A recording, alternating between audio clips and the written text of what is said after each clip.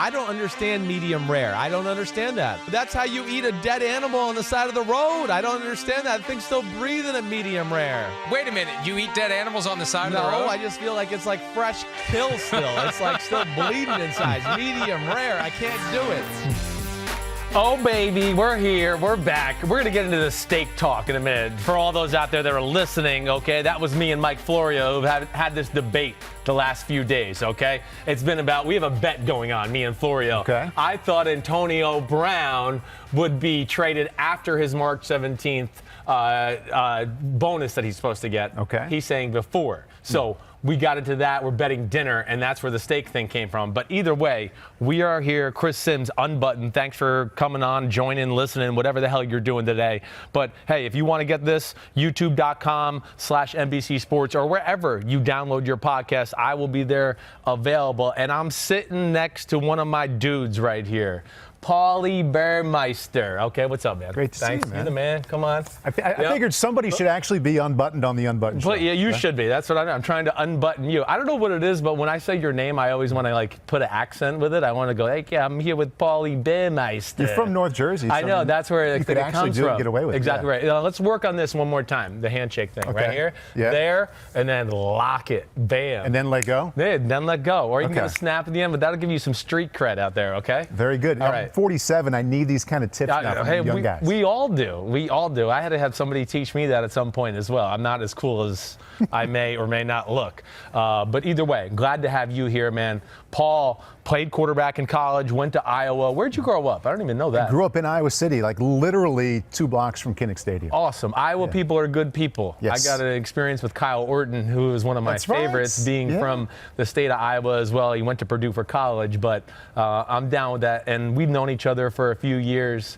Exactly. So this is good. This is a lot of fun. When I got the news that we got to hang out every Wednesday doing the podcast, you're a guy that loves quarterback play, can't get enough of it, Yep. could literally watch it and talk about it all day long. Yes. And I've always been kind of the same way, so I'm excited about Good. this. I'm glad we're going to give you this avenue for you to jump out there so you don't have to be like Johnny Broadcaster all Thank the time, you. too, right? And we're Yes. going to have some fun, and you'll get to talk about ball, even see what talk about what you see at the quarterback. Sounds great. Please Yeah. challenge me.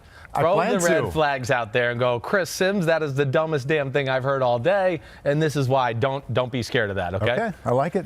Very good. I don't know if I'll word it that way, but Right.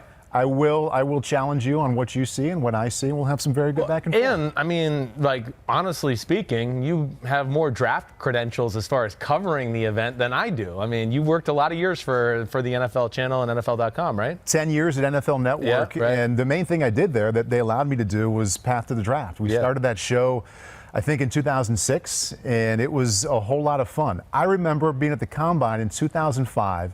It was me and Mike Mayock on 2 chairs, and they're like, let's just try this out. While everybody's running 40s and working out, you guys just sit there and watch it on that monitor and talk about it. And we didn't have any idea if anybody would like it, if anybody would be watching.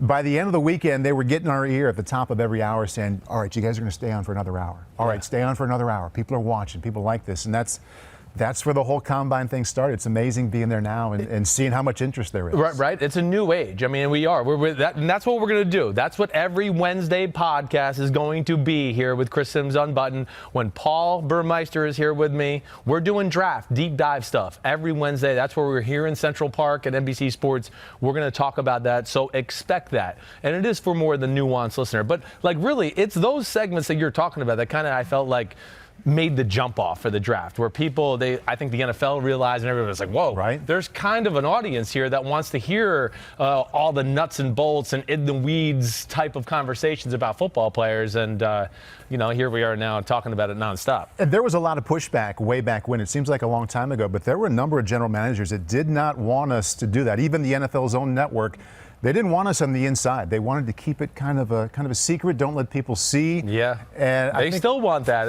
I mean, that is long gone. But I think that was part of the allure. People knew about the Combine for so long, but never got to see it. And now you kind of get to look behind the curtain. And even though it's routine now, there's an element of that now where people feel like they're looking maybe where they shouldn't be looking, or they never got to look before. And now it's just taken off. Yeah, it is. It's unbelievable. We're going to have a good show. We're breaking down QBs here today, okay? I'm going to give you my top 8. And I went with 8 really just because I thought these 8 kind of separate themselves from the rest of the draft class. And we'll break it down 8 through 1. That's how we're going to do it. Other thing is, Wednesday podcast staple is, yes, my dad, Phil Simms, screw Phil Simms, or as we call him in my house, this what we can swear on this podcast, the big yes, he will be coming on today. In about 45 minutes, we'll break him on, and he's going to talk about a few quarterbacks, and really, like, who knows what Big Phil's going to talk about, because he's starving to talk, so when he gets a chance, he's just going to be blabbering everything. So that'll be fun either way coming up. But we got some news we want to hit on today, right? Yes, we do. Yeah. Yeah, we knew we were going to talk quarterbacks, as you laid it out, like we're going to every Wednesday. The news came out last night that former NFL general manager Charlie Casserly got word that Kyler Murray failed to impress a number of teams in the 15-minute meeting. So to me, the most interesting part of this is it sheds light on what happens inside those 15-minute meetings. You can have your opinion on Kyler or Charlie all you want, but it shines a big old light on those 15 minutes, how important they are, and what actually happens between head coach, offensive coordinator, quarterback coach, GM, and that quarterback prospect while he's there for 15 minutes. Yeah, no doubt. It is a very interesting schedule when you're coming out in the draft either way. And then just to get to that point, first of all, you know, the Kyler Murray conversation, what Charlie Casserly is talking about out there, right? He's talking about, you know, interviews weren't good, right? On the board wasn't good. Leadership is not good. I'm probably missing one other thing that he brought up as an example. I find it suspect a little bit. Why? And I don't necessarily know if it's suspect. I'm not trying to challenge Charlie Casserly because I know he knows people within the NFL.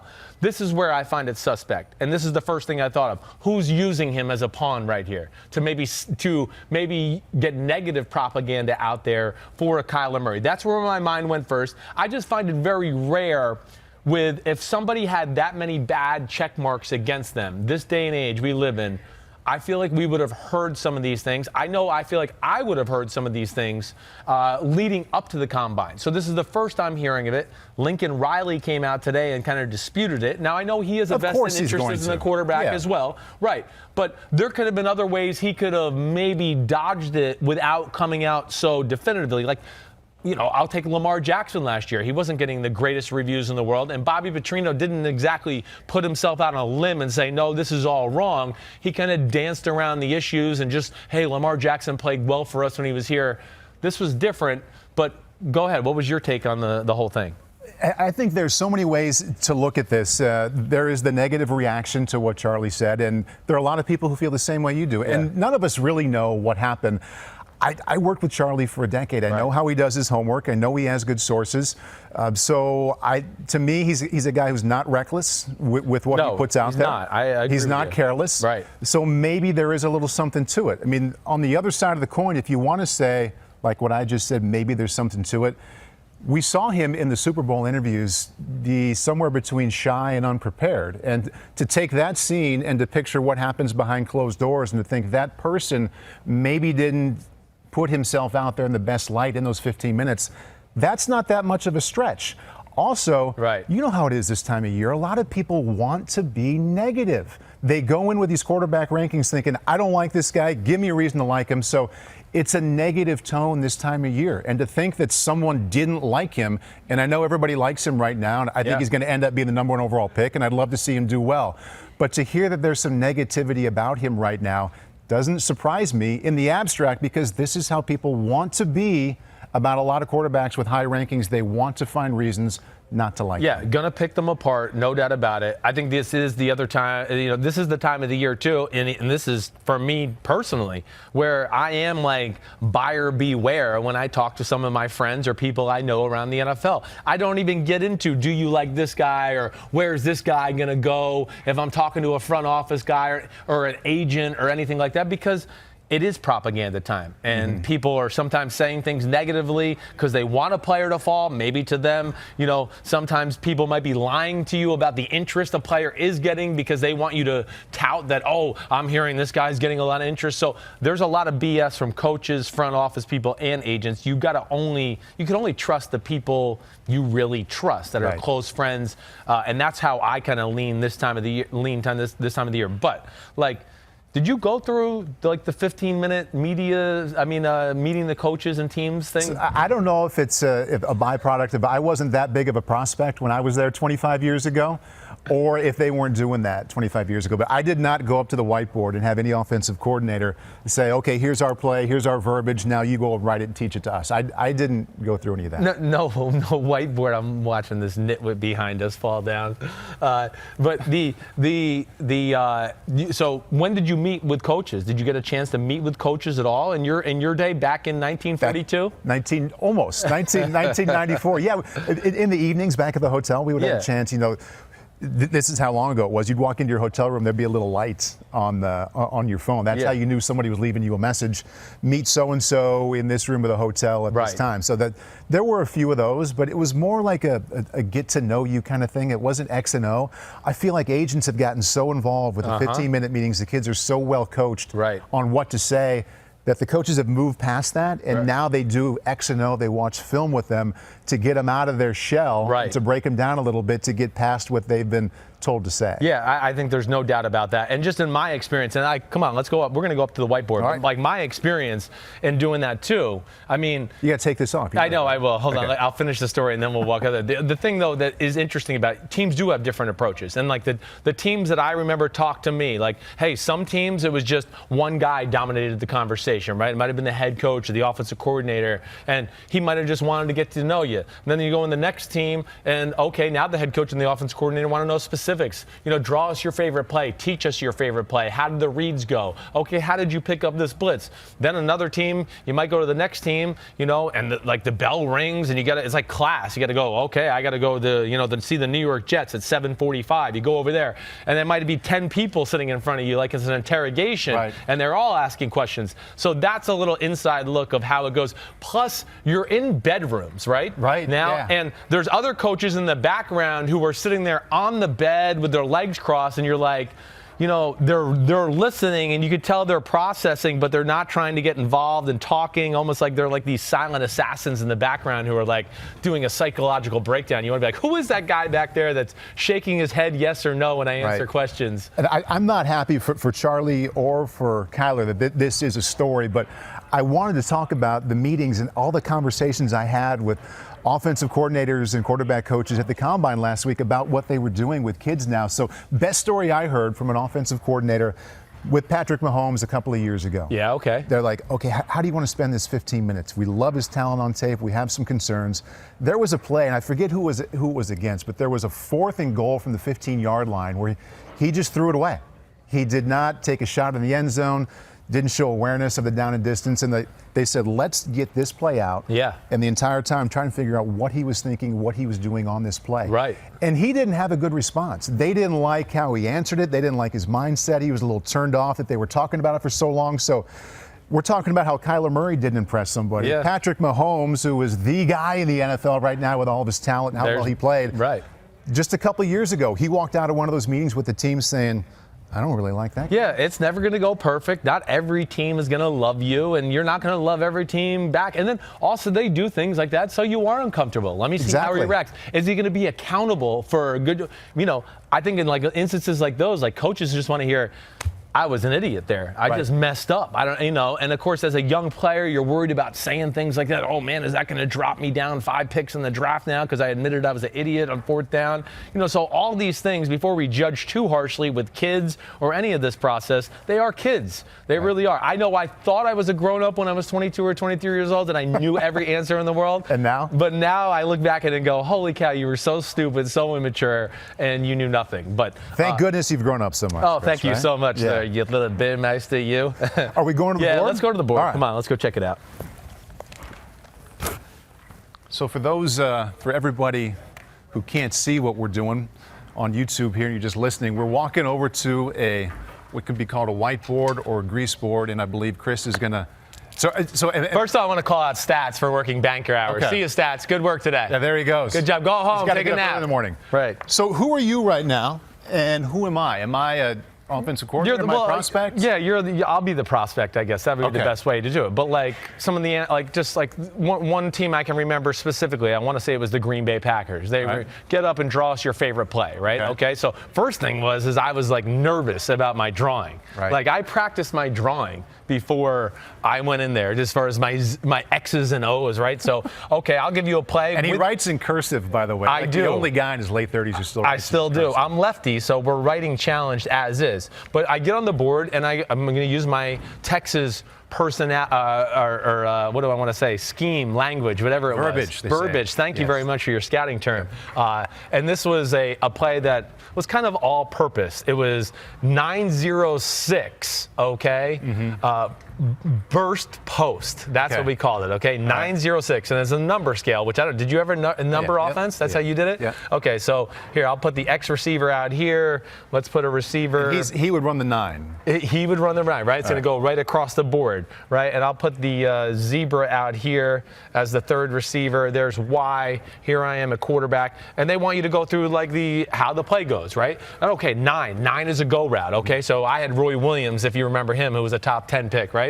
I was like, well, if we had a man-to-man and the guy was playing bump, I'd go, I'd love to throw, just the go route. Or if somebody bailed out really quick, maybe a back shoulder, something like that to explain to him, okay? I would go from there, and then, I would also explain within that, okay, because this is my 9 to my left side. If the DB was 10 yards off, I might signal him something else, give him a hand signal and go, run a comeback. And there's no point in running the go route. The guy's 12 yards off. You're not going to run by him. So maybe you do that and signal him either way. I got to go over there. You're getting cues from Andy. You're in trouble. All right. Okay. See? So there's my 9. Okay. I got 0-6. Okay.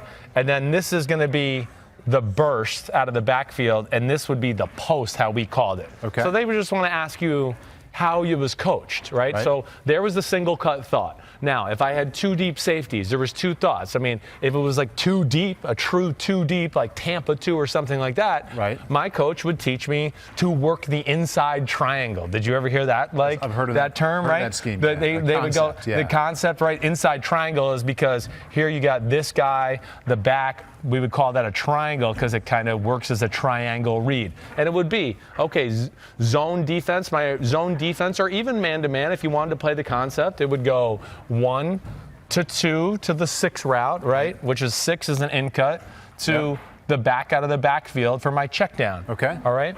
And then that was really the meats and potatoes of the play. And then you say, well, what's the post for over here?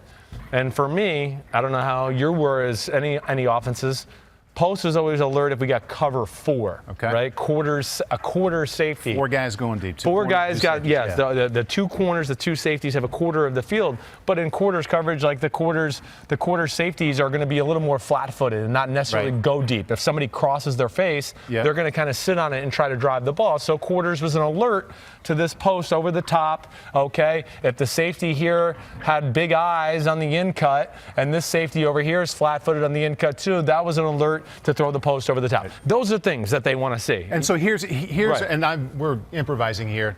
I'm going to play coach, GM, whoever who says, okay, I understand that. That makes sense. Protections are such a big thing right now. I know. And this is a problem a lot of coaches have with someone like Drew Lock, who for 2 or 3 years at Missouri would just look to the sideline. They'd signal it in. He'd clap and just go. This past year was the only time he really had to worry about protection. So when it comes to protections, you want me to erase them, or you think I should? You go ahead and leave that there. Yeah. So let's say the defense was in a standard kind of 4. Yep. You got a nickel guy out here. We'll get nickel. A couple of backers in here, and just 2 deep. We'll go safeties, corner over here. Sure. And a corner here. Let's say they walk up this guy. Yeah.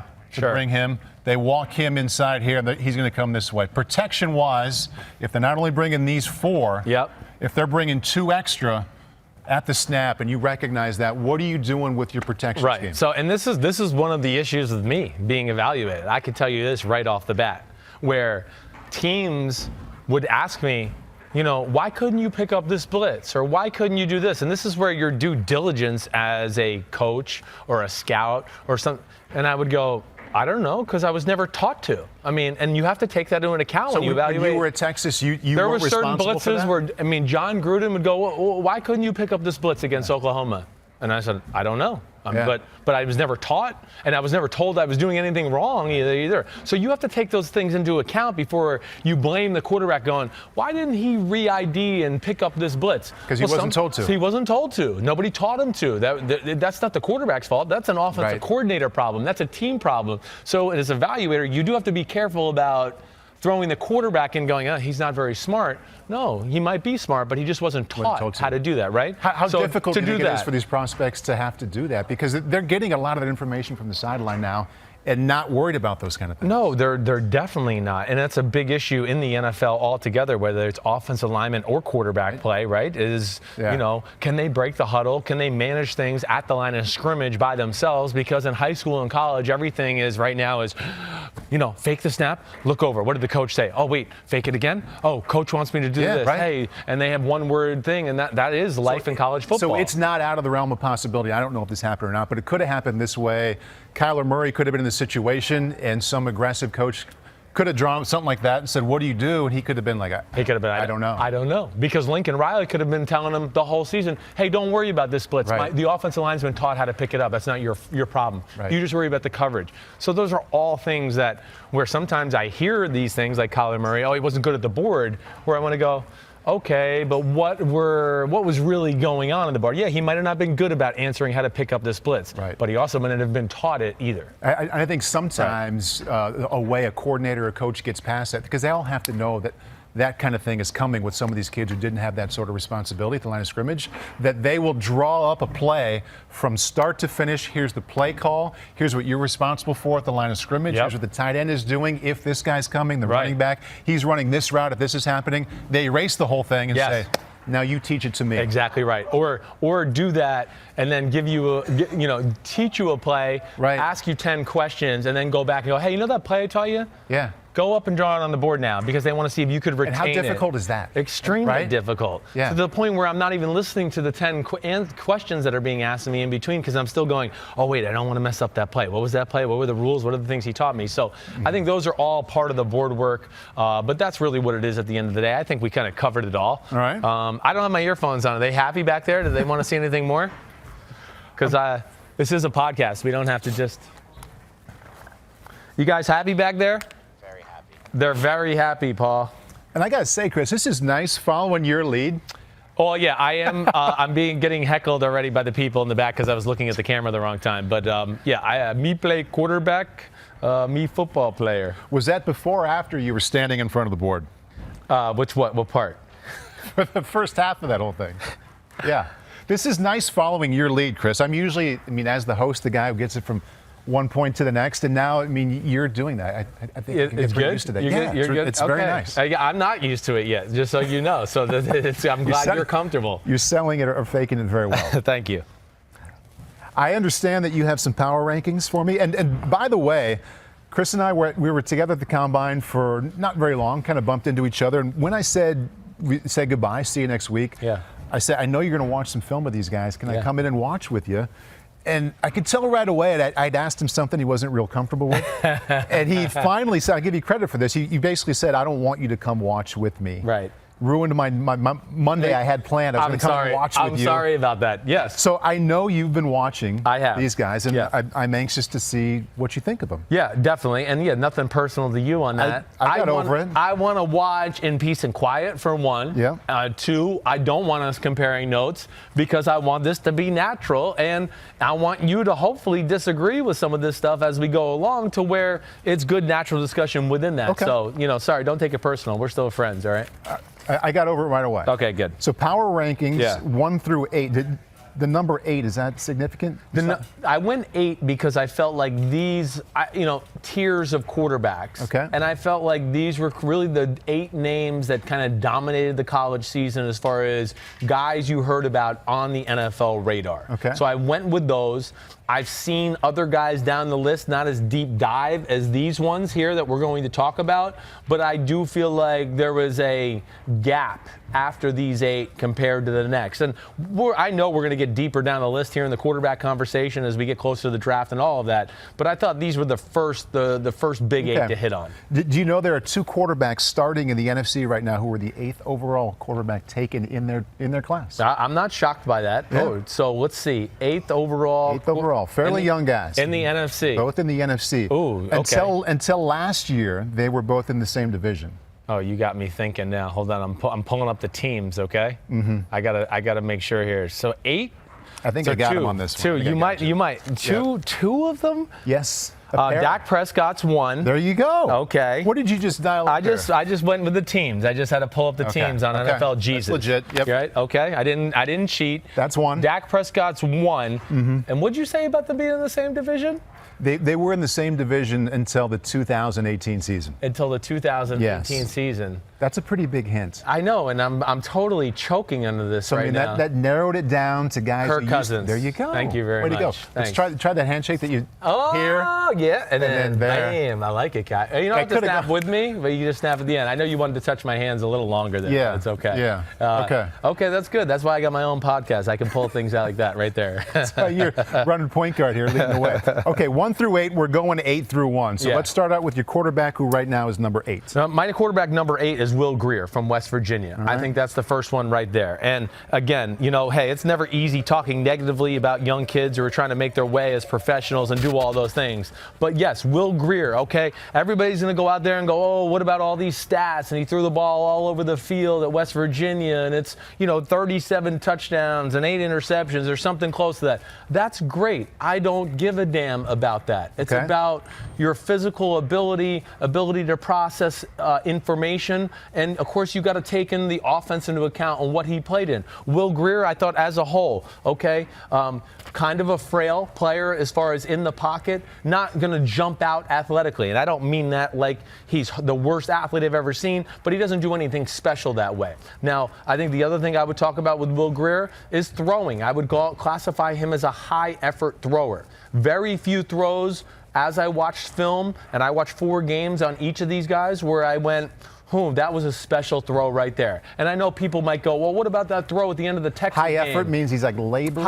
It's a lot of work for him to throw. When I look out and go, he would throw a 6-yard hitch route, right? So all those people were going, what the hell's a hitch route? Receiver runs 6 yards, he just turns back and looks at the receiver.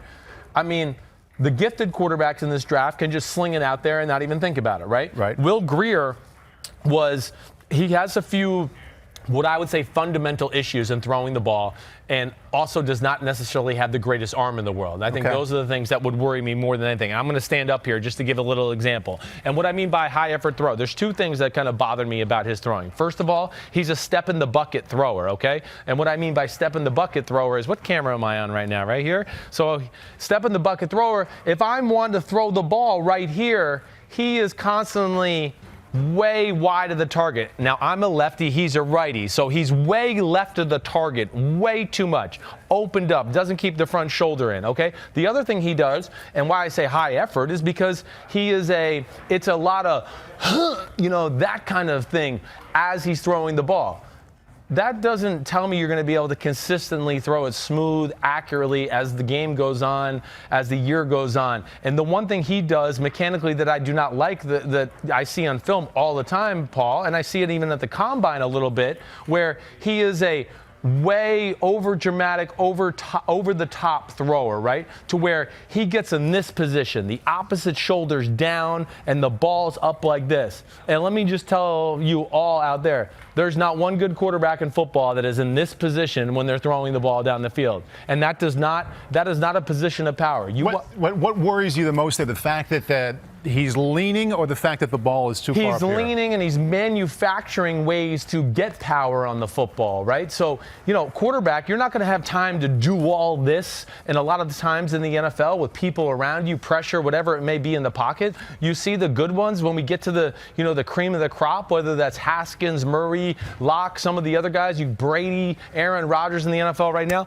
they're right here and they can just stay right within this motion all the time, right? You've seen them a million times where, oh gosh, there's pressure. Here's Tom Brady and D Ford's in his face. He can just stand there and right here and he doesn't have to go like this and get into some awkward position that is too many moving parts to where you're not going to consistently throw the ball accurately and cleanly the whole time. But I think at the end of the day, yes, lack of pop in the arm, too many balls that were just wobbly and fell apart on him, which I take that into account. I mean, catching a catchable football, spirals. Spirals matter. Exactly yes, right. Yeah. Exactly. So, I see throws where, man, it's a hard wobbler on a curl route and the guy drops it and I go, well, yeah, the receiver should have dropped it, but that's a really hard ball to catch too when it's spinning almost in a duckish type of fashion. Here's my problem with Will Grier, and you didn't even bring it up. And you tell me if I'm seeing this the wrong way. We all need to get used to quarterbacks transferring now. Right.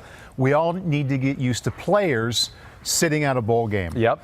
So in Will Grier's background, he transferred from Florida to West Virginia. That happens now. It's okay. Yeah.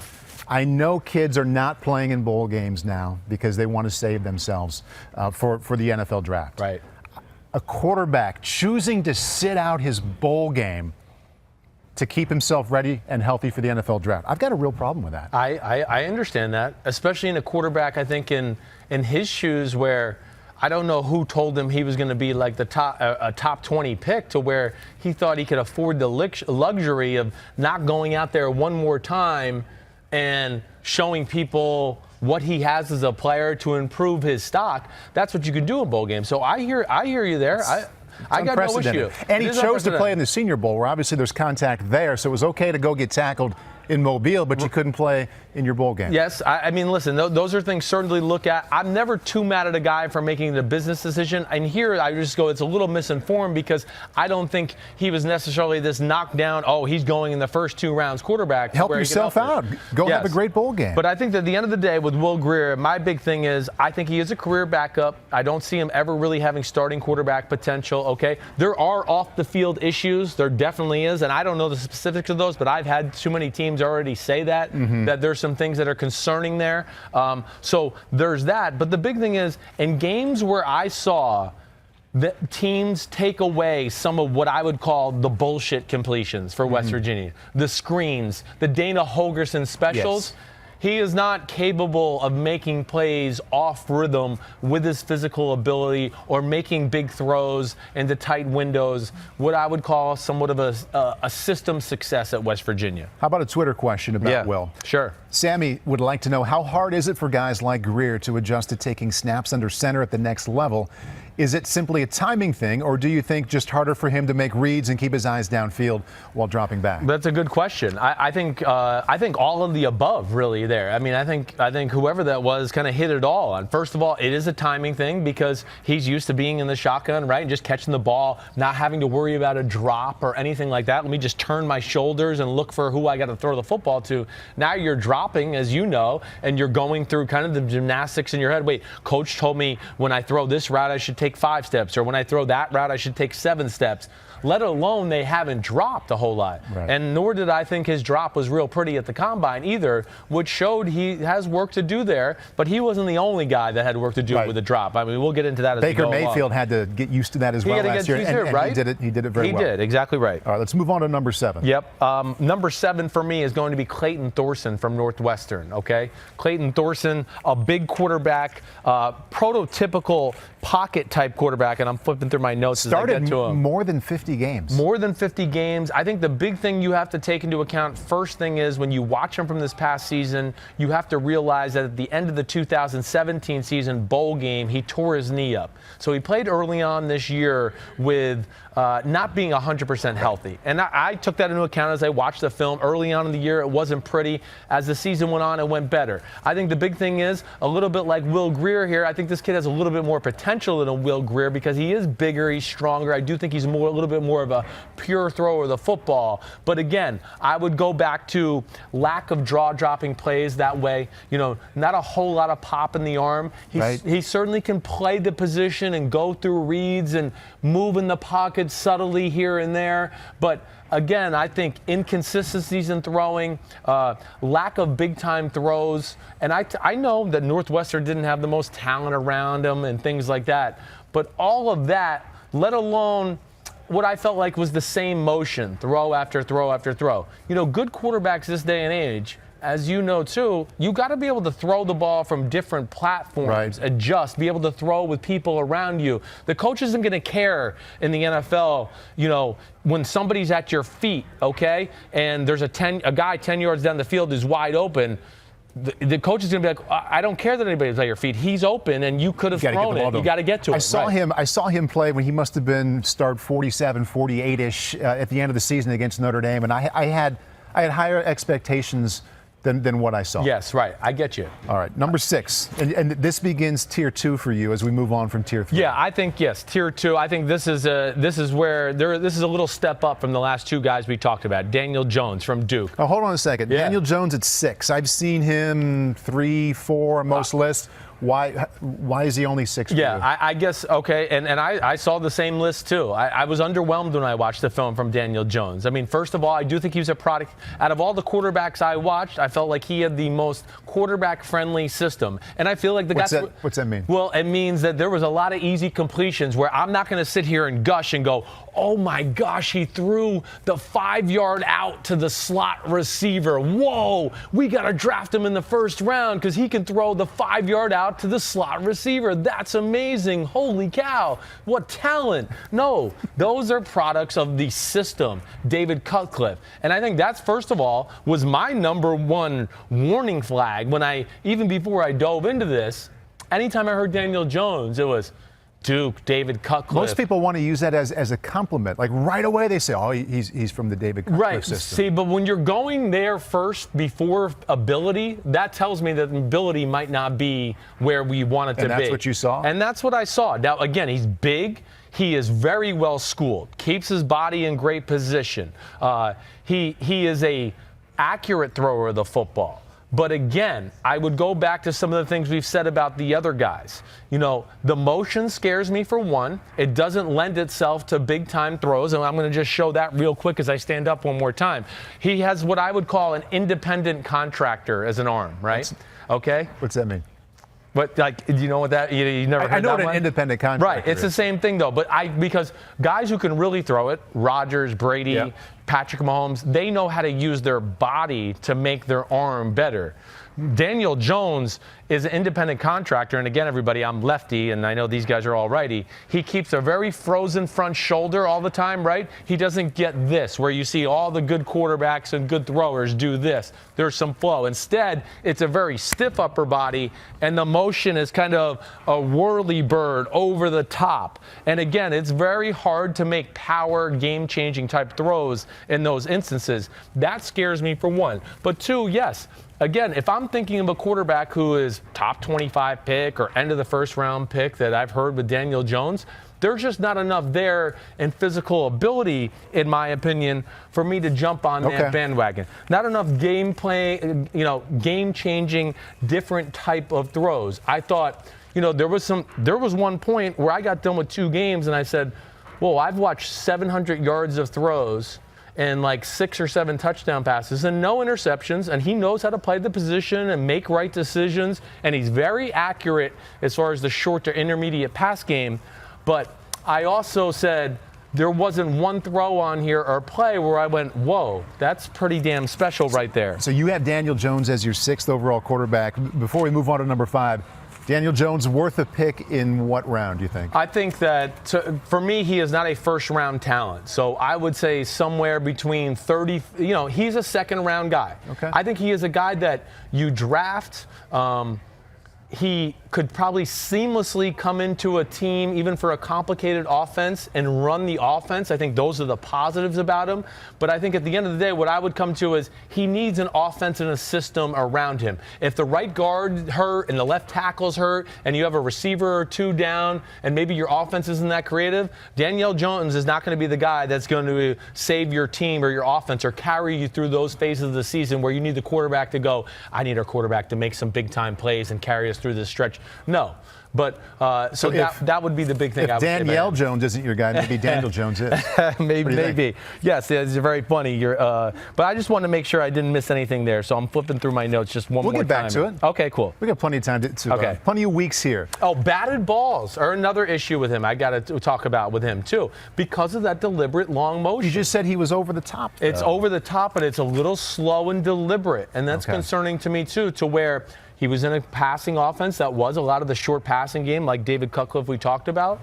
I felt like a lot of defensive linemen knew, oh gosh, he's going to get the ball out of his hand quickly. Yep. And he has a little bit of a deliberate delivery to where defensive linemen certainly can time it. And you would see a lot of batted balls throughout the film when you watch him. Can you turn your cursive notes to number 5, Jarrett Stidham? Yep. I think he's closer up front because I was nosing through those earlier. Oh, you were nosing through my notes, huh? Yeah. Okay. Wouldn't let me watch film with you, but I did find your notes. Okay.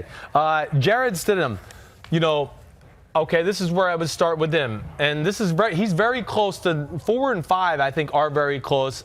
We'll get to 4 in a minute. But 5, Jarrett Stidham, there are things I like about Jarrett Stidham a lot. I really do. I think the first thing you have to do when you evaluate Jarrett Stidham is realize that Auburn's offense was horrible this year. Okay. There is no big-time talent. I would say out of all the quarterbacks I watched, he had the worst pass protection. At Auburn? Yes, they were horrible this year. They really were. They had major issues. I'm not going to call out some of their guys on their offensive line, but there were certain positions where I would want to go like, wait, I checked the rule book. You are allowed to pass protect for this guy. You don't have to let the guy go through every play. Right. But so you have to take that into account when you watch him. It's not always pretty. The offense is not overly creative. We're not talking about any Auburn wide receivers in the draft either. But the one thing I will say about Stidham, a very pure thrower of the football. Now, his arm has pop. It's sneaky pop, and he can do it easily within the pocket. He's a sneaky good athlete, too. Can move around. Phenomenal at throwing the ball on the run. I thought that was another thing that really jumped out to me as you watched it, of course, because he was under duress a whole lot. Why is he only 5th? Well, because there's 4 in front of him that are damn good. Okay. But Jarrett Stidham, I think the other thing people have to do, you have to go back and watch film from 2 years ago when Auburn was a little bit better. You're going to be more impressed by what you saw with him. But regardless, Stidham is really good. I even said that I thought it was like, he's got a Tony Romo-ish type of style of play about him. Even his motion, the way he stands in the pocket. I thought that was maybe his ceiling, where I kind of said a guy like Brian Hoyer is probably his floor, right? But I do think there is something there with Jarrett Stidham. I thought he made a number of big throws into tight windows. Even when guys were covered, I thought he put the ball in spots where maybe they could catch it. If not, the ball got batted down. And a lot of his mistakes and bad plays, he had a few bonehead plays. I'm not trying to give him like a free pass here.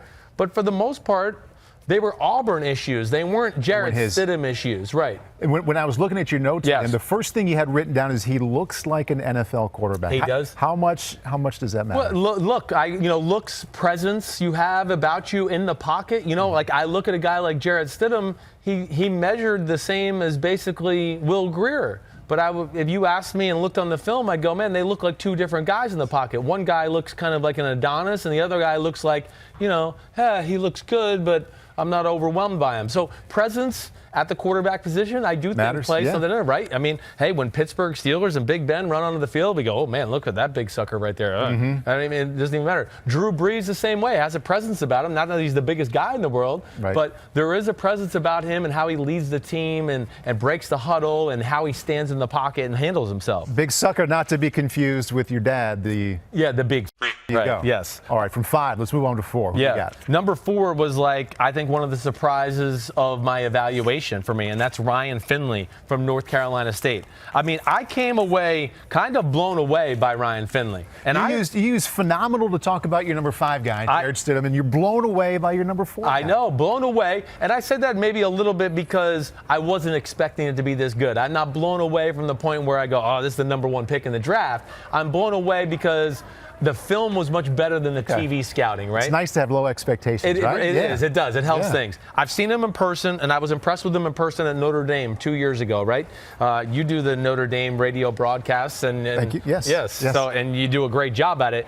But he played well 2 years ago when North Carolina State came to Notre Dame, where he caught my eye. But I think the big thing, like, talk about another guy with a really natural, fluid motion throwing the football. I think that's the first thing I looked at. I'm going to say that he was the most accurate passer in this whole draft. Ryan Finley, when you go through it, I mean, even his incompletions are on the money for the most part.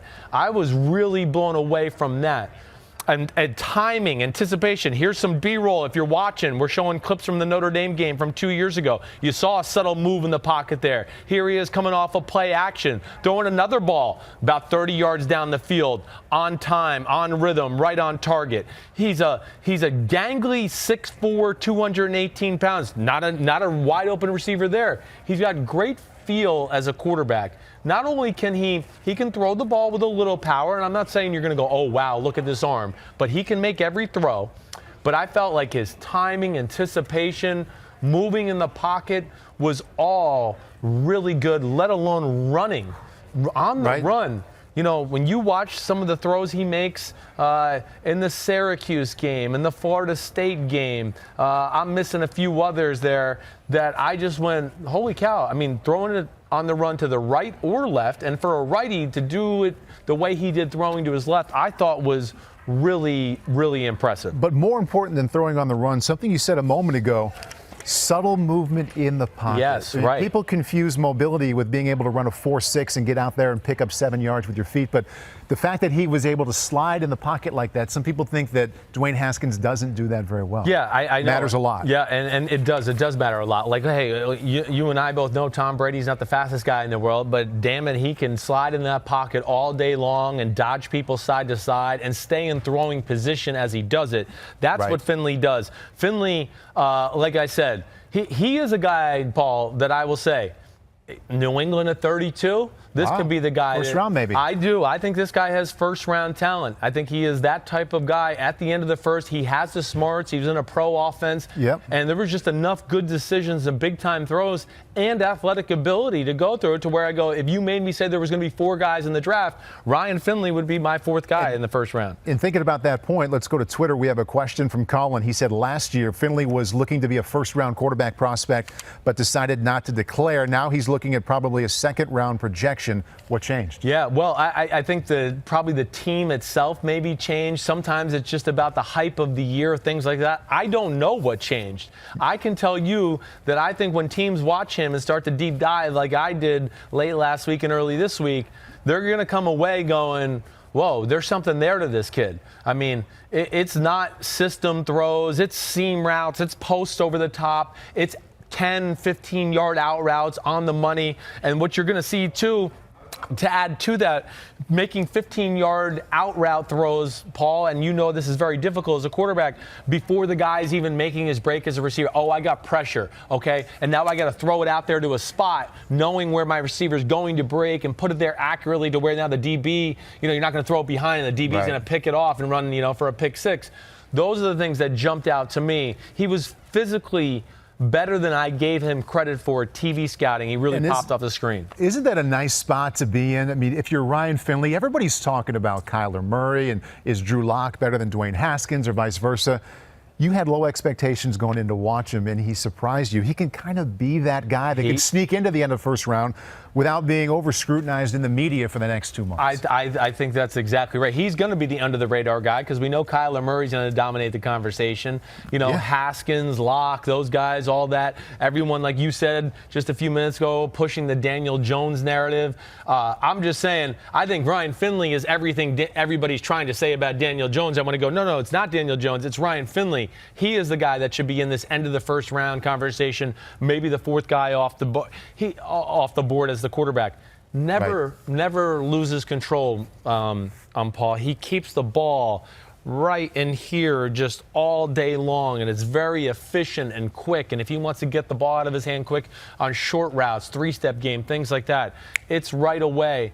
I was really impressed with what I saw from Ryan Finley. All right, we're going to get to 1 through 3 of the way we're doing it here. We're going to go 3, 2, 1 eventually. But we have the aforementioned, the big guy, Big Phil Simms, dad to you, Dad to me, has joined us over the phone. Phil, are you there, pal? Paul, I am here. The big guy, that was very nice. Usually I'm called something else.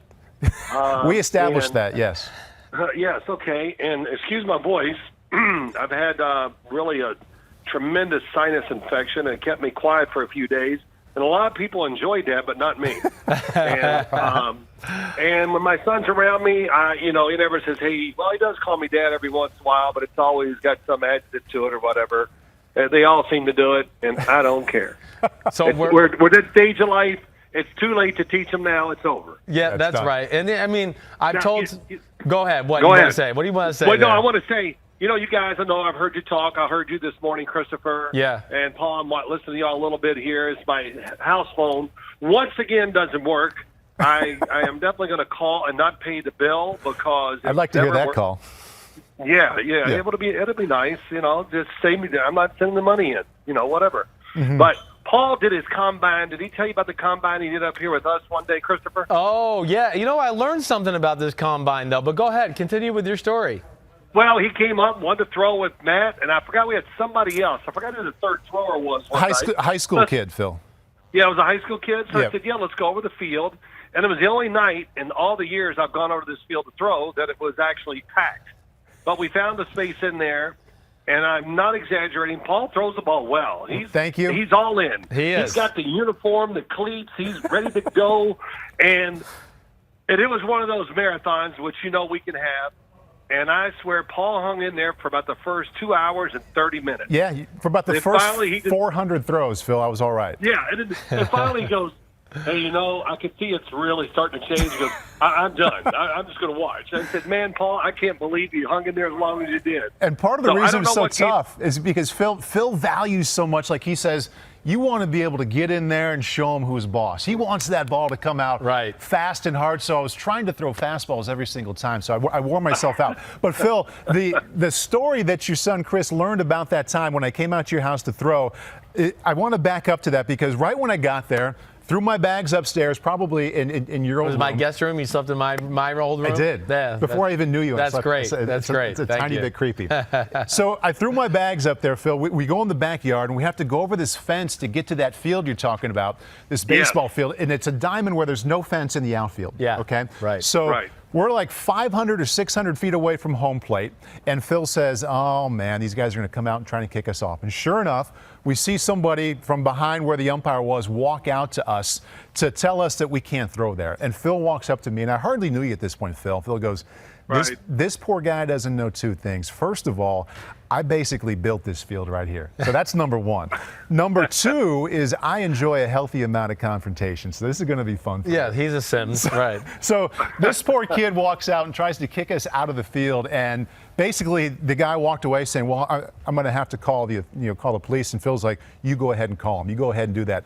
Policeman came over, was like Phil's best friend. They're high-fiving and hugging. And I think that police officer stayed and watched us work out. Yes. He came over. I don't know if he came over because the guy called. And I said, good, I'll call the police. That's right. And he comes over, hey, Phil, what's going on? Oh, no, you're cool, man. And I can see the guy looking at us, and we're all laughing. And he won't even come out now because he knows he's beat. What they did, they rented the field for a little tournament. Yeah. And we would have been in the stands at Yankee Stadium. It was so far You away. can't be here. I go, you're not going to have anybody hit the baseball out here. You got to get off the field. I said, you know what?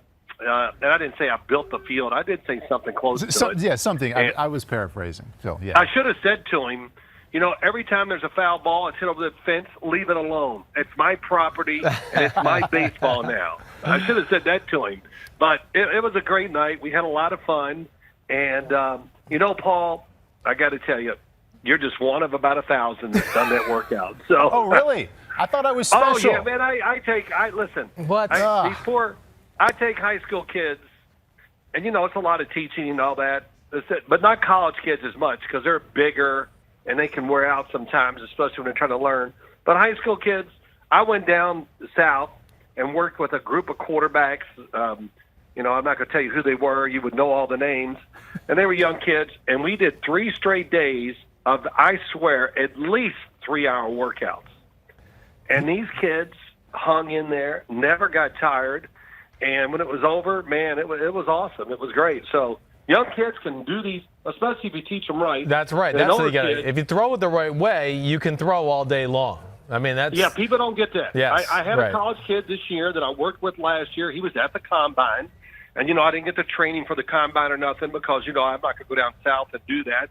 And everybody's got to go in warm weather. Oh, okay. You know, you can't throw indoors and train at a great facility. That's okay. But he said to me when the season's over, he called me. We kept in touch. And he said, Phil, I got to tell you the truth. I threw in practice every day, a lot, all the games, and never once did my arm get fatigued or sore ever. I thought that was impossible. I said, man, I almost said his name. I said, that's the greatest thing you could ever tell me because that's the number one thing. To get good at something, you got to do it a lot so you can repeat it and keep doing it. Right. I said, basketball players, what do they do during the off season? Shoot baskets. Shoot hoops like once a day? Right. Hell, Steph Curry on a slow day shoots about 500 or 600 shots probably. Yeah. So, and you know, and that's what it's about. And I don't know. I heard my son complain about the Combine today. I've been complaining about it for 50 years. I just complained about it again, too. I just said kind of the same thing. What's your problem with it, Phil? He's got the same issue I got. 2 throws, and let's go stand on the back of the line and wait for 25 minutes. Good job. By the way, now we want you this here. We want you. First off, I'm not going to name and look. Everybody thinks they know how to teach a quarterback. And I threw with a kid yesterday. He's going to be a pro. He's going to be a senior in college. And we did some stuff, and he's worked with everybody. And we got done and goes, wow. And I'm not, you know, trying to champion myself here. I don't care. I don't make any money or anything like that. But we got done and goes, man, that was awesome. And when can we do it again? All this. So I know a little bit what I'm talking about when it comes to throwing. Yes, you do. But I listen to the coaches tell these guys things, and I go, oh, that is so awful. That is wrong. It doesn't make sense. And then my son, Christopher, you were right. I don't know what you think, Paul, but these couple throws, and then I hear, we want to see timing and this. Timing, how can you have timing when you got wide receivers? They're caring about one thing, and what is that? Catch the ball. I'm going to show the speed and bust out and go, and oh yeah, so I can time that. I've never thrown a ball to you in my life, and so if I was the quarterback, I'd get my butt back there, and I would get myself in position and brace it, and when he breaks, I'd smack him in the face with the ball. There you go. Instead of, anticipate the throw. Anticipate what? That is, like, ridiculous. Yeah, I'm with you. And the drops, they all drop like they were dropping on ice. That's the other thing. You got to coach. They're paying these guys tons of money, and every one of them would have got sacked by the left guard because they take their first step and it goes way behind them. And, of course, the left guard's going to drop step because he's worried about the big D tackle. Yep. And then I tripped on his foot. Well, how'd you trip on his foot when you're dropping back and you go behind the left guard? That's another one. Get your butt back there, get into it, and throw the damn ball. I don't want to see touch. I want to see, power, throw it, spin it. And you were right, Christopher. Put one guy up there one time and let him throw 20 to 25 balls and start out with a curl so he can just get rhythm, turn, and rip a few. Oh, I feel good. Right. Then throw some slants, throw some out cuts, and then the post corner. That's the other one that kills me. And Phil, it's so stupid. But if I was throwing it, and my guys, if I was there with them, I'd say, get your butt back there, and don't be lobbing it up in the air 50 yards and running them out of bounds. Throw a line drive and just crease them as we throw the ball. Welcome to Talking to Dad, Paul, because you're not going to let you talk, so don't you worry. Hearing him talk about letting it go and trying to throw it hard. Before we get into Kyler Murray, I want to hear a little bit about your workout with Bill Walsh when you were coming out of college and how hard you were trying to throw the ball and what he kept telling you. Well, everybody had worked me out before Bill Walsh. I said, what do you want to see? I want to see you throw that ball. Just let it go. I said, okay, I can do that. And I just would throw it and just bust everything. And then Bill Walsh came, which, look, I'm a big believer in this too. You learn to throw with power, and then you learn to throw with great touch. And, that takes great body action and everything to throw with great touch. But Bill Walsh saw I throw a few passes. He goes, oh, whoa, that's way too hard. And I'm thinking, wow, what do you mean they were perfect? I threw them great. No, I want you to soften it up and be a little more rhythmic. Be graceful. Okay. You always say it's graceful. Yeah, be graceful. And then he goes, and then he puts his, how he put his pointer finger on his chin underneath, and he's looking, he goes, I want you this time to drop back and really be pretty. And I want you to throw the ball at that beautiful spiral, nice. So I'm doing it, and it is like really cool. And I'm going, I must have thrown 150 footballs for him that day.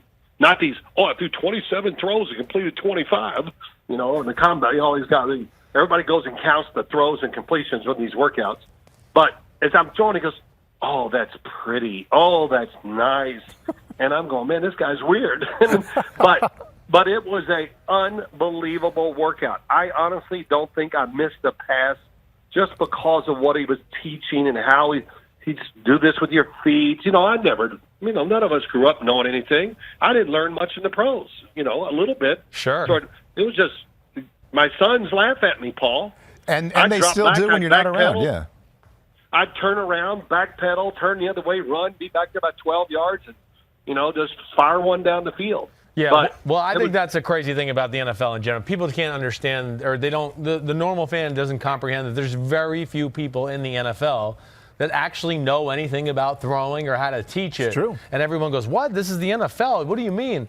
And no, that's why Tom Brady goes to see Tom House or some of these other guys do that. And I'm not saying they got every answer in the world as well, but so few quarterbacks on teams are being taught anything other than the offense and what their reads are. They don't know why. Man, I keep missing the out route to the right. Why have I missed that, 7 out of the last 10 times? And nobody can tell them the answers. Right. It is an issue in the NFL. So, yeah, well, of course, it is at every level. And not to say it, but, we all know very few people can really teach it. And when you throw, and if it's not right, then can you give them the answer right away? And my answer is yes. I'll give it to you immediately. And there's rhyme and reason. Just like in golf, when the ball flies in the air, there's a reason why it goes right, left, low, or high. And you got to be able to, and the same with the football. If it's a little low, I'll tell you why. If you throw it too high, if it's to the right, I'll tell you why. So the answer's got to be there. And I did get some of those answers, about my 14th year from Jim Fossil, told me a few things. Right. And I just went, wow, like holding the ball in a special way, just something about, and I just go, and it really did help me. And I remember I looked at him, I go, man, I'm not going to tell you what he said exactly. Charlie Weiss was standing next to him. I said, Jim, this is wrong. And he goes, oh, he's all nervous because, he was young. And, I'm a veteran quarterback. He goes, whoa, what's wrong? I said, I should have known this stuff 20 years ago. I've been setting records. And he goes, oh, okay. Because it was kind of like the Bill Walsh workout in a way. When you threw a ball, if it was bad, he could tell you why right away. Hey, you stepped too wrong. You did this. He goes, don't worry about it. Just keep practicing. I'll show you on film. And that was pretty cool. That kind of got me interested in it. And then I didn't do it with my son, Christopher, Paul. You got cheated. That's right. Well, yeah, because he didn't want to listen because he could throw it. He just grab it and throw it, and he didn't care. But my son, Matt, always laughs and tells everybody, goes, yeah, I was the lab rat. He was. He was. I think I'm going to teach it this, and let me find it. And Matt, oh my God! But he didn't care. He could throw 800 balls in a row and never get tired. So he was a good lab rat. All right, stop hijacking the interview. It's time for us to ask you questions. I'm sorry. Okay? I'm sorry. Let's All go. right, Well, it's the first time with you two, so I'm a little excited. And I haven't talked football really since the Super Bowl. So get off my case. Yeah, it's all good. I predicted this would happen. Don't worry. We were prepared for it all the way. We do want to ask you. I mean, there's really. I'll be quick though. No, you don't have to be quick. It doesn't matter. I know you've watched 2 quarterbacks at this point, right? Yes. You've watched Kyler Murray and Dwayne Haskins. Okay. Yes. Start with Dwayne Haskins. We'll leave Kyler Murray for last, but just give us your assessment of what you saw, what you like, what you don't like. Well, okay. I'll say this. The first thing about Dwayne Haskins, when I watched him, I'm going to say I did 100 to 125 throws just to watch. I couldn't tell you who even they're playing. it was all during the season. I don't care who they're playing. I don't care about the score. I don't care about his completion percentage. But I was very, very impressed. His presence at the position is awesome. He's Big Ben Roethlisberger. The pocket is all around him. He never flinches, never gets nervous, and still can make the throws without moving anything, which was impressive. When he had time, all the short throws and the crossers, great technique, puts it on the money, and down the field, throws it 50, 60 yards with ease, with great technique. The ball goes up, and it comes straight down, which you don't see a lot of quarterbacks that can do that. Big When he did move and had to run, it was better than he looked at the combine. At the combine. Yes. So that was a really positive, too. So here's my question, Phil. If, let's just say Kyler Murray, as he likely will be, is gone somewhere in the top 3. If Dwayne Haskins, you like him a lot, is there at 6, you think the Giants should take him? I would say yes. I don't want to get into where I'll take him because I do, listen, I want to really look at him, and I'll really have a great feel when I'm done. I'll probably do anywhere from 15 to 20 quarterbacks because I'm always looking for that guy that has a chance to some way to be drafted really late or a free agent that can make a team on the practice squad and someday be a backup. I like looking for those guys. Right. But yes, strictly I can't talent-wise. Dwayne Haskins.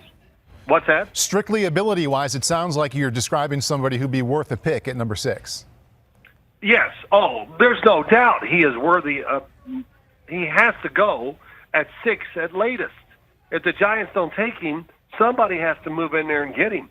That's just my first thing, And look, I think he ran an offense that was well designed, had a lot of pro plays to it. He's like I said, he can throw it with just his hand. You could tell he really understands the offense really well because he went from one guy to the next, right in rhythm, and made a lot of tight throws. So that was really cool. And as I was watching the tape, I was going, every once in a while, that shot of the scoreboard, I'd see the flags blowing. I go, well, he played in wind. We saw him play in rain. And I never saw anything really affect his performance. Does it bother you, Phil? Does it bother you? People describe him a lot as someone, and they heap a lot of praise on him, but the one negative is he doesn't move that well in the pocket. You can get him off his spot. He's not that nimble. He can't move from point A to point B to get himself free and clear to make that throw. Did you see any of that? No, I didn't see near that, and it did not alarm me. And honestly, Paul, I think you and I have talked in the past. I said, look, I don't go in there going, oh, I like this guy. I go in there, and I have a lot of questions about Dwayne, as I do about all of them. I say the way to judge them is to hate them. Yeah, right. Then watch the tape and see if they can make you like them. Exactly, right. And I changed my – and the other thing you can do, which is really important – which I love doing with young quarterbacks. Once they kind of get some fundamentals down, they teach them to run left and throw right and to run right and throw left. Oh, we can't do that. Yes, we can. And once you do it, your coach is going to go, oh, thank you. That was a great play. And if you throw an interception, what do they say, Christopher? Oh, you can't throw across the field. Who invented that rule? Yeah, right, right. Patrick Mahomes didn't know that rule. Worked out pretty well for him. But I forgot what I was going to say. He can't keep his arm compact. But the great thing I like, too, you got to be able to change your arm angles always, a lot in the league. And he can do that. He definitely can do it. Yes, he can. And then when he did run, the few times I saw him run, I just went, wow, that was good. He got 5-6 yards up the middle, whatever. But, look, he stays in the pocket because he's not fearful, and he stays in there. But, I don't know how many sacks he took, but I didn't see him take too extra long or be slow or anything like that. So my first impression was surprised, even better than I expected, and I was impressed. Yeah, I hear you. And, of course, he was thrown to world-class runners, too, which was pretty cool. Yeah. No doubt about that. But that's okay. I don't care. Yeah. I don't care who he's throwing to. I don't care about the scores. I just judge him. I'm not judging the coaches or the offense. I judge the player. Yeah, okay, all right. So let me hear what you thought about Kyler Murray as you watched him. Well, that was different. A few things I wrote down. Quarterbacks, one thing they get in the league, and I thought about this as I was doing it, they come in the league fast some. But the one thing's going to happen. You're going to slow down, and the league doesn't do anything but get faster on defense. Right. Kyler Murray might slow down, but his quickness is going to stay with him for a long time because of his size. Yes. And his quickness, to me, is the most important right? thing. Yeah, right. Yeah. Right. Oh, it's so yeah. But he's going to have that for 10 years. His quickness. I mean, I think we've been seeing Russell Wilson. I just saw tape of him in college. My gosh, he was. I'm not disparaging him. He was probably twice as fast in college as he is now. Right. But he still knows how to smoothly move around and not get hit and do all the things we've seen, even though this past year he didn't do it as much because the offense changed. But that quickness with Kyler Murray will always be there, and a beautiful thrower of the ball, and very good arm strength. I watched 2 or 3 throws where he threw the ball about 55 to 60 yards with very little effort down the field to the sideline. I went, wow, that was really – he's got very good technique. It looks like, and I got some pretty good film, spins the ball hard. Definitely. Not afraid to make contested throws into the tight areas a lot. Of course, the offense – now, again, I watched anywhere from 100 to 150 throws, to a point I go, I think I got it. And, man, did they take a lot of deep shots at Oklahoma. Every play, it seems like, was designed for somebody to try to score, and if they're not there, then throw it to the next guy. Now, the only thing I would say that he will learn, and, of course, all this stuff that came out about come on. Don't listen to any scouts, any coach, or anybody. They all lie to their best friends in this time of year. There was a report that came out years ago. I heard this about Johnny Manziel.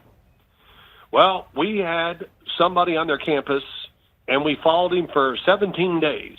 And we can say that he never did anything that would even alarm you. He didn't this and that. And it was all a lie.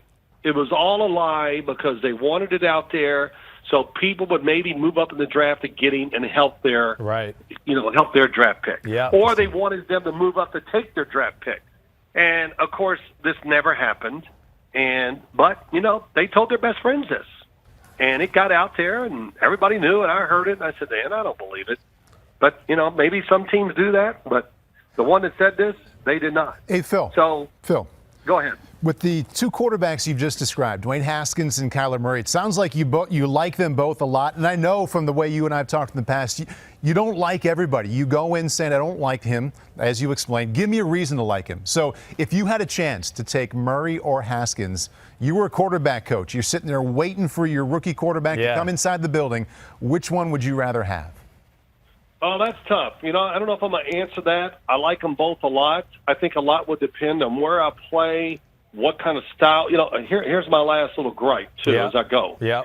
Oh, Kyler Murray's got to be drafted by a team that will get an offense that fits him. Oh, that's going to be really difficult. No NFL team could make such a severe adjustment. What are we kidding? Oh, he's going to be in the shotgun? Oh, my God, we didn't do the so, that's what I heard about Baker Mayfield. Oh, he's not under center. How'd that work out when he got under center? In fact, he got under center more than probably a lot of quarterbacks in the league, especially when Freddie Kitchens took over. Exactly. It made sense. He was under center. Now there's more people at the line of scrimmage. Play action fakes. He got deep. Now the field is more spread out, and he threw it downfield where the reads are much easier than trying to throw from under the center, quick game, and all that stuff. Right. And so that's the adjustment. Boy, I just don't know if they can do that in the pros. Whoa, that's some adjustment to make. I'm so sarcastic. But all these things that are said, it's just blather. It's bull. It is. It's blabber talk. You're definitely. And if you're going to draft a guy like Kyler Murray, then you better have some things that you feel like, oh, we want to do this because he does this well, and you formulate things around him and his skill set too, to where you're not going to draft him and go, we want you to, play like Ben Roethlisberger now. We want you to just sit in there like that. I think people lose sight of that. A good coach adjusts to the talent they have and goes, oh, I like this kid, and I can do some things that maybe I've never been able to do on the offensive side of the ball because he brings a different skill set, and the smart ones then orchestrate an offense around him and that skill set within some of the things they had in there normally too. Well, of course. But yes, I mean, that's what a good coach does. Where I've been around some other coaches where they're like, this is what I do and this is what and you're going to adjust to me. Yeah, that's great, but you're probably not going to be coaching for a whole lot. The NFL offensively seems a little more open to doing that these days than they were 5 or 10 years ago. Yes. Yeah, but coaches that do what you just said, Christopher, they're only going to take quarterbacks that fit them. Yes, I know. Yes, you're right. But the league, and listen, it's just, I just don't look at it like, oh, this is going to be tough. We got to really change things because of Kyler Murray. The league is expanded. You can put plays in. It can be the same play, but you do it from just a different look. Maybe you do it from under center and he gets deeper, or he's in a shotgun, whatever. It's not a big deal. I just don't. That narrative is just not true. And okay, yeah, the Patriots do a lot of things for Tom Brady. You know, no question. You always do something for your quarterback to help him out. And Frank Reich made great adjustments for Andrew Luck this past year. So you know, it's a narrative I don't want to hear because it's really not true. And what you are, of course, you're going to do more things. Kyler Murray, right off the bat, is going to do one thing for your offense. What's that going to do? He's going to help your offensive line. Yes, right. Mm-hmm. Right. Because your defensive line will have to slow down. Yeah, you can't just pin your ears back and go after him because if there's a hole there, he's going to rip it up in the hole and run for 30 yards. He's so quick through these openings. And I said to you on the phone, Christopher, my God, he gets all day to throw. Yeah, because they're afraid to rush him. Yes. And with Alabama, he moved around on them when he found open holes, and I thought, he's going to run. Oh, sorry, 50-yard touchdown throw right down the middle. Right. On the run as he jumps. Yeah, right. So he's I freaky. did say yeah, he is. He definitely is. He can make all the throws. Does the 5'10" thing bother you, Phil? Does the 5'10" thing bother you at all? No, it does not. Because, one, again, separation from the line of scrimmage. There's a lot of throwing lanes in the NFL. He will create those. He knows how to work it. He does throw a little taller than his height, just like Baker Mayfield does, just like Drew Brees does. You know, they don't have Phillip Rivers' delivery. So, you know, he can change his arm angles. And I will say this about him. I always say this. There's throwers, which I would say Josh Allen is. He's a thrower. Right. But Baker Mayfield is a thrower and a passer. Yeah. And a passer has great touch. And I love this too, can Josh Allen learn to have great touch? Absolutely. Jesus, come on, give me a break.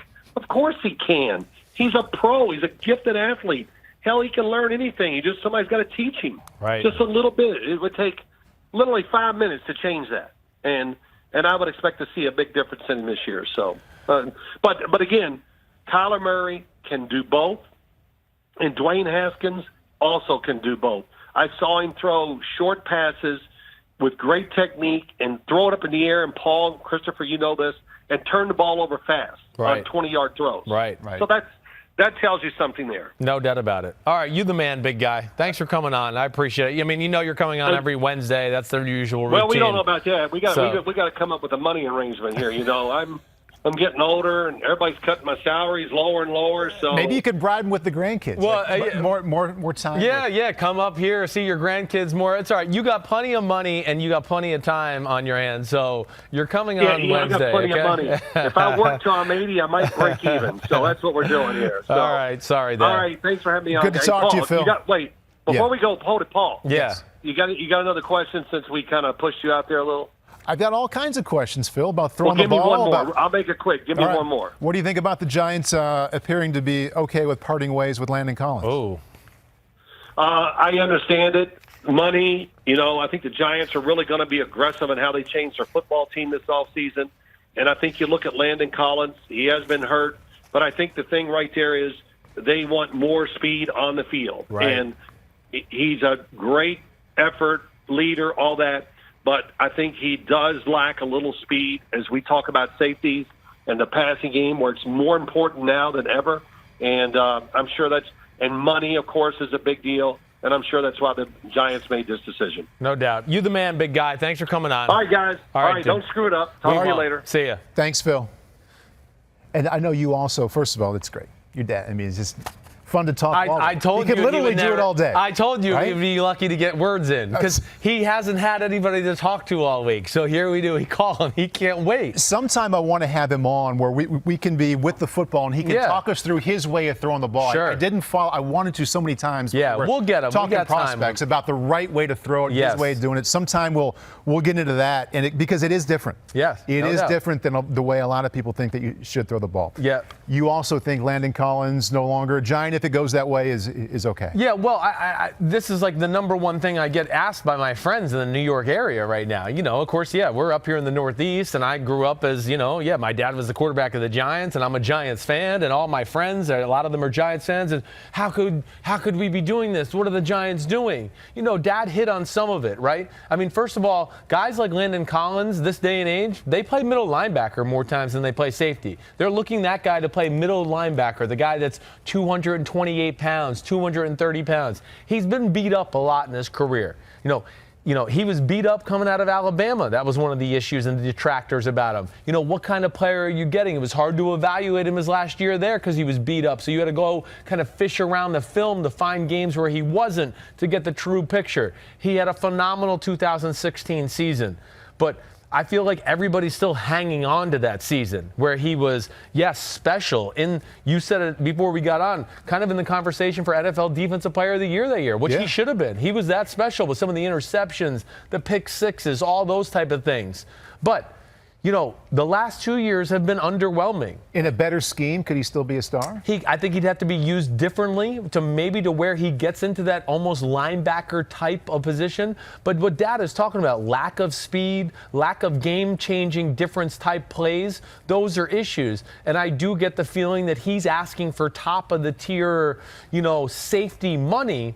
And I would just go, yeah, okay, I'm all for guys getting more money, but I just think it's a little unrealistic in this case. I don't think he is a top-tier safety in football at this point. Hopefully he gets back to that. I know he's a good guy. I root for him that way, but I made a list just to go, okay, wait, where roughly would he be in the safety conversation in the NFL if we were to rank them, right? And I'm not going to give you one through whatever, but I went through some names and said, oh, okay, well, you don't franchise a guy when I came down to it, all said and done, where he was somewhere between 18 and 20 as far as the safeties in football. Wow. Now, I know. Are you talking about in names. tandems, like the top 64 starting safeties or the top 32? Yeah, I'm going the tandems. I'm going 64, right? I mean, there's 64 safeties. And you said 18 to 22? I'm saying there. And you don't franchise the 18 to 22-ish safety in football, nor do you pay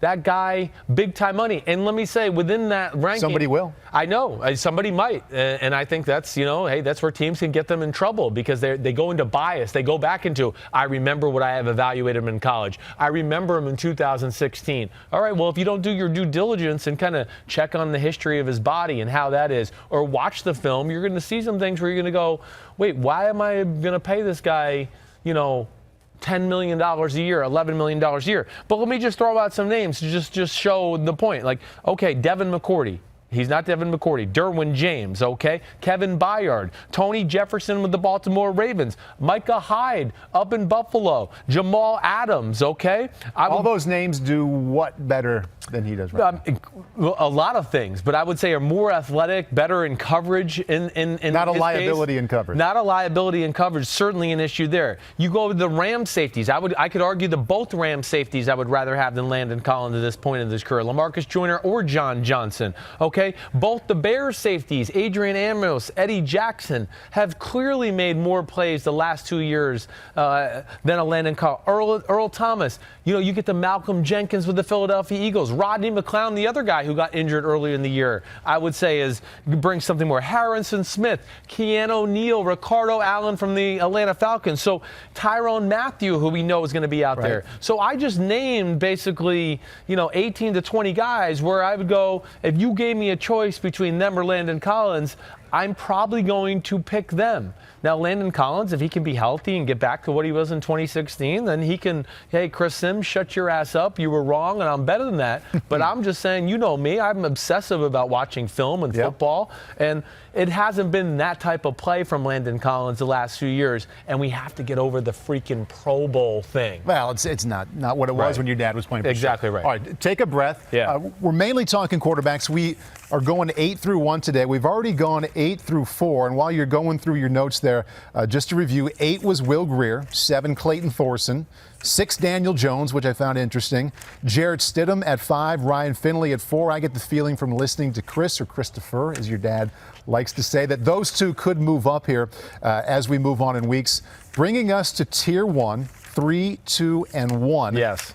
Who is your third quarterback? And I think these guys separate themselves from the rest of the group. Like this is the elite crop for my money in the draft. I mean, these three stand alone, just as far as physical ability, everything they bring. But number 3 for me is a guy my dad just talked about, Dwayne Haskins. I'm going to make him number 3, okay? And it's really close. Your dad just said he's worth the number 6 pick to the Giants. That's okay. I think that there's 3 quarterbacks that are going to go in the top 10. That's what I think right off the bat. I've kind of been saying that for the last 10 days or so. So he's perfectly fine in saying in that way. I'm writing this down. Yes, Keep please, going. write it Keep down. going. So, yeah. But Dwayne Haskins, and it's really close between him and number 2, okay? So I'm going to throw that out there as a disclaimer nonetheless. You heard a lot about what my dad said. Hey, the guy is a big sucker. I think the first thing you watch when you see him on film is how unbelievable he is in the pocket, not necessarily moving around and doing that thing, but just fearless with people around him. Like how my dad, I said one of my comparisons was Big Ben. I wrote Big Ben's kind of the ceiling. Jacoby Brissett would kind of be the floor if I was going to look at a guy like Dwayne Haskins. But like both of them, and especially Big Ben in the prime of his career, oh, there's 3 guys on my feet. Oh, I'll throw the post down the middle for a 30-yard gain. I can still do it. Bam, right on the money. Oh, there's somebody grabbing my shoulder. Oh, I can still throw the 15-yard curl to the right. No problem. Oh, just throw it out there and muscle it out there. Haskins is phenomenal at doing that. It didn't matter what game I watched. If there was people around him, it was like he acted like it was 7-on-7. Like, no one's going to touch me or hurt me. You can't hurt me. I'm a big guy. And he just would stand in there fearlessly, eyes down the field. And I really thought he jumped out with people around him throwing the football. That was the first thing. And hey, that's what a life. Great quality. That's life in the NFL, right? Yeah. I mean, only the great teams really protect their quarterback, where the quarterback gets to throw from a clean pocket, 3 to 4 times. The rest of football it's 50-50. You get 50% of your throws, okay, the pocket's clean. The other 50% is, there's going to be people open, and the coaches are going to go, wait, he was open, and you got people around you who want to complete it. Too bad. You like him. Right. What's your biggest concern with him? My biggest concern is I do think he has some mechanical issues. I would say when everything is clean, he's really good, don't get me wrong, but he has to fix it. Some throws, high throws could be his issue. He gets a low elbow, okay? To where it's not necessarily the worst thing in the world, right? But Haskins, when he does throw the ball, it's kind of this motion, Paul, where he drops the ball. It's not a big drop where it's like down here like this, like Byron Leftwich or Tim Tebow or anything like that. It's a real quick drop. But what I think gets him in trouble at times, and we saw it at the Combine, and if you're watching on YouTube, you could see in the Combine he raised his elbow a little bit more than what you would see on film.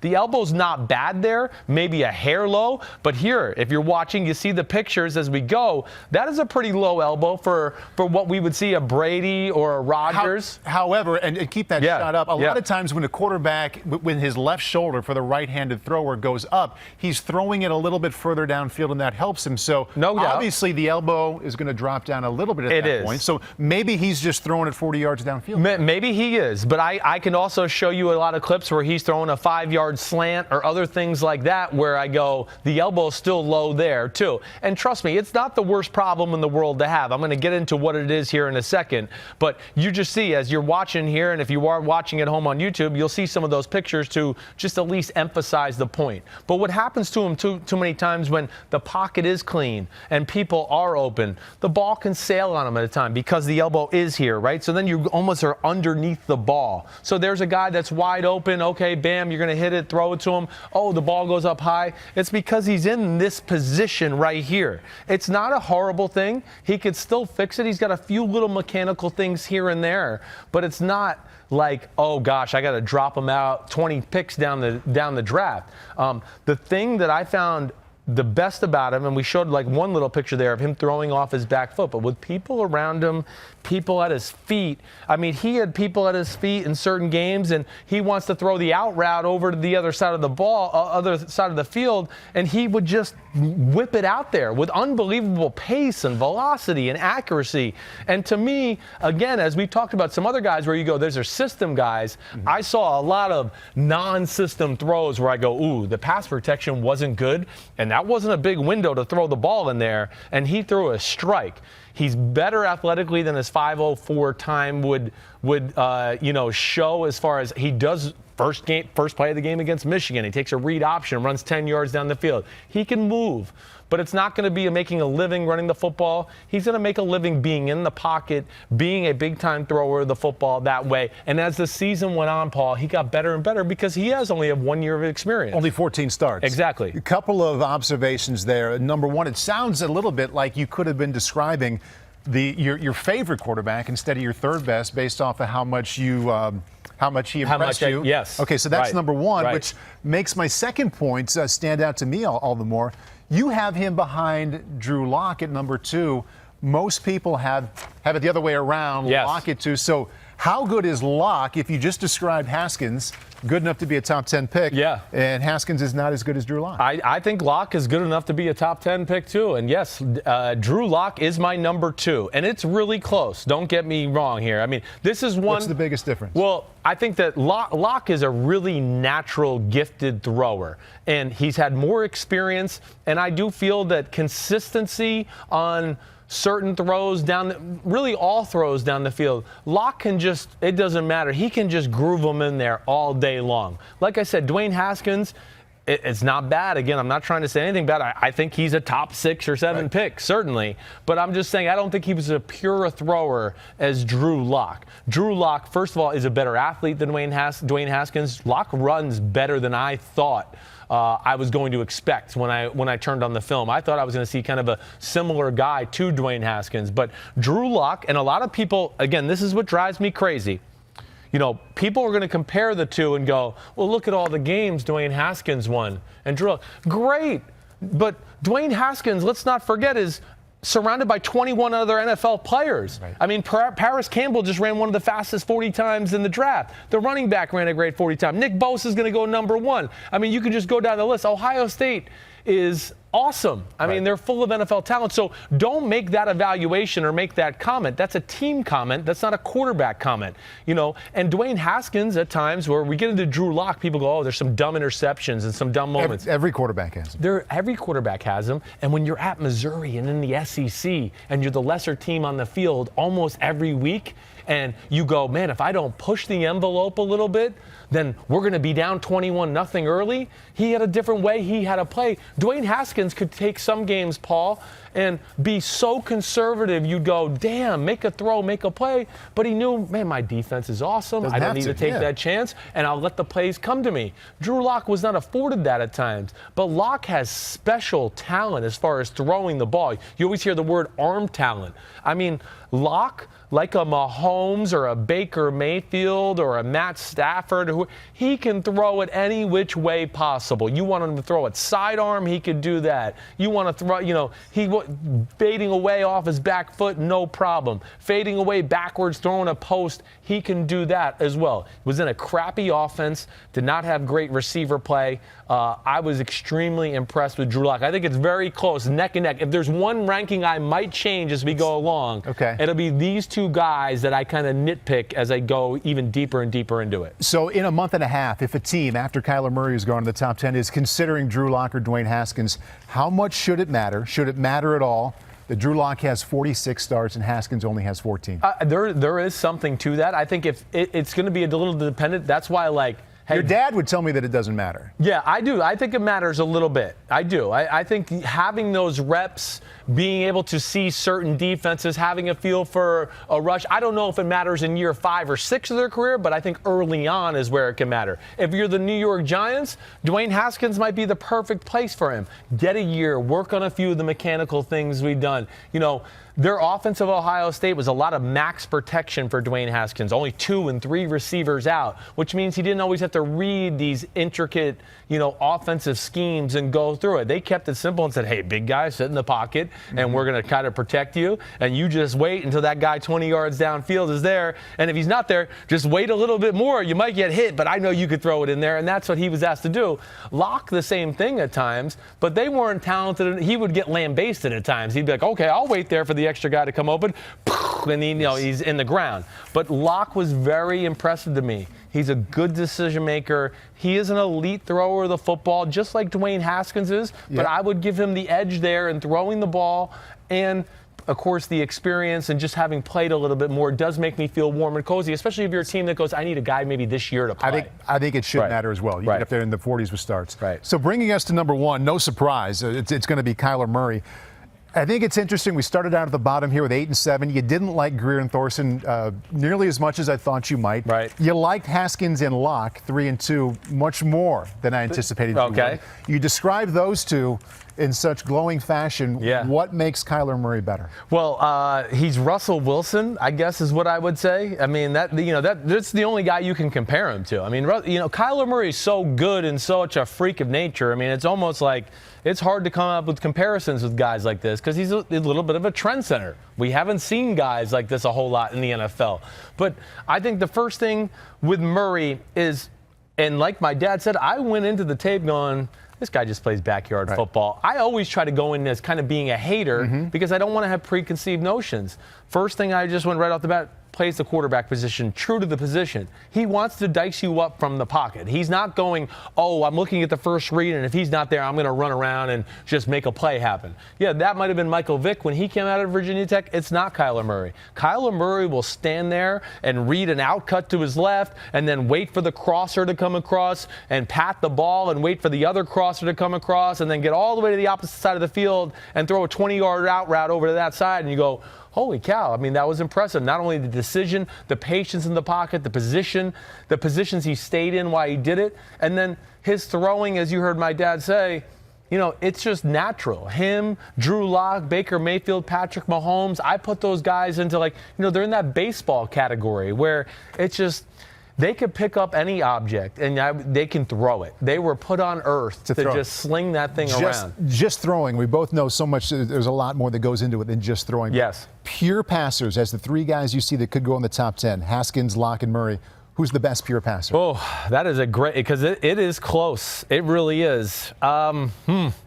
Okay, I think it is between Murray and Locke in that conversation. I think I would, and Haskins, again, I'm not trying to detract from this guy. He's awesome, but I'm just saying as pure passer, I would give the edge to Locke and Murray over him, and I think if you really held me down to it, I would probably go Locke. It's really close. Now, Locke, I guess I would say maybe just within the pocket, throwing the ball in that realm, I give him a slight edge over Murray. If they got outside of the pocket, I'm giving the edge to Murray over Locke, but just slightly too, because Locke can sling it on the run too. But that's a great question. It's nitpicky, but I guess I would take Locke in that instance. And I've got one more. You just said that potentially Haskins at 3, Locke at 2. You like them both so much. That could go back and forth. You can see either one. Right.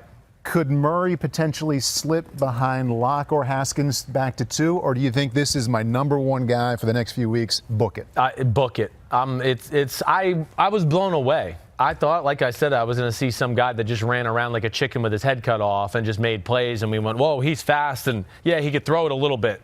No. I mean, he plays the position perfectly.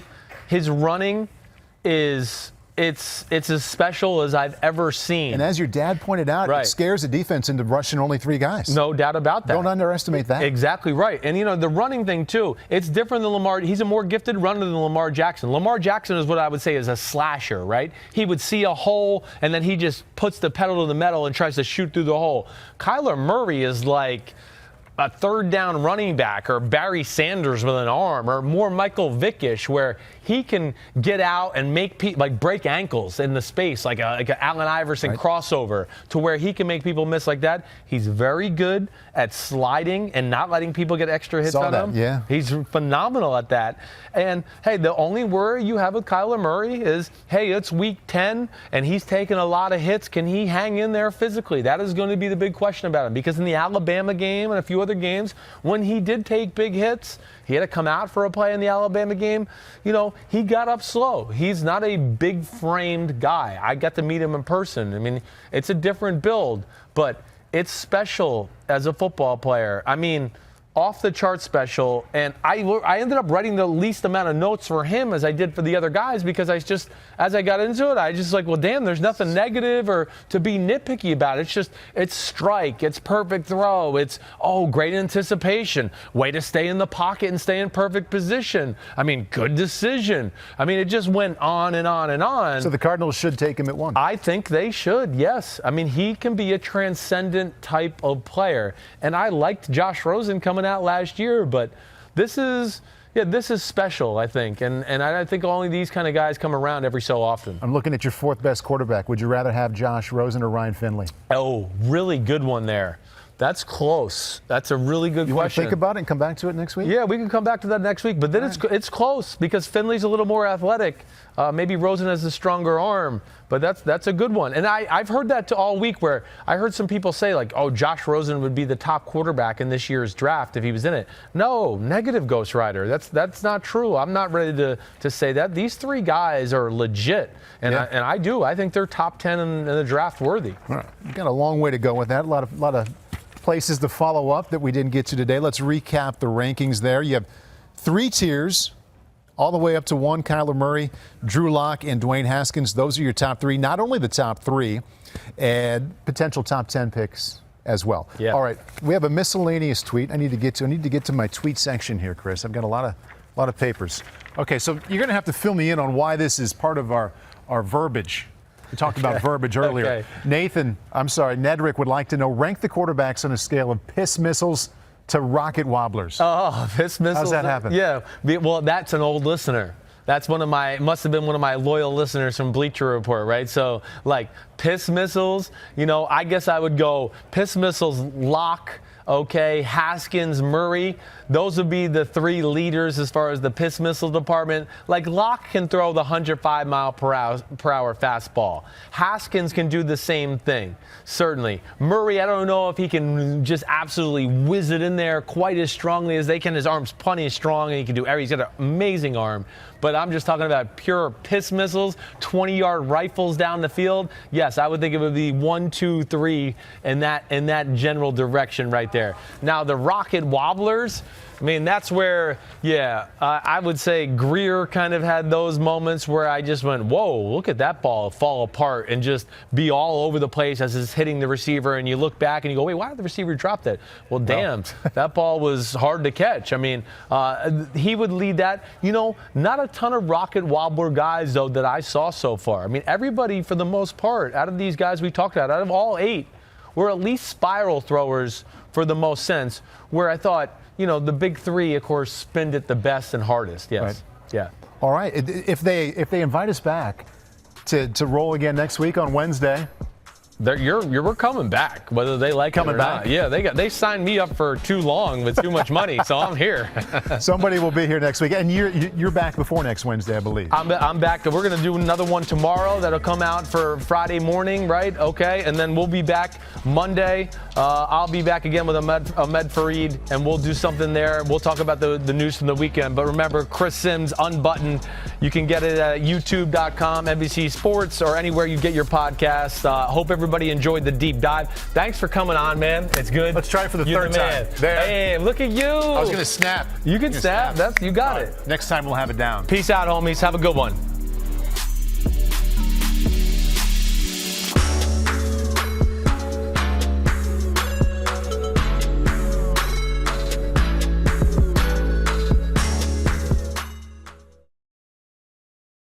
Hi, I'm Mike Tirico, and thanks for watching. Make sure to hit subscribe for the latest news and highlights from NBC Sports.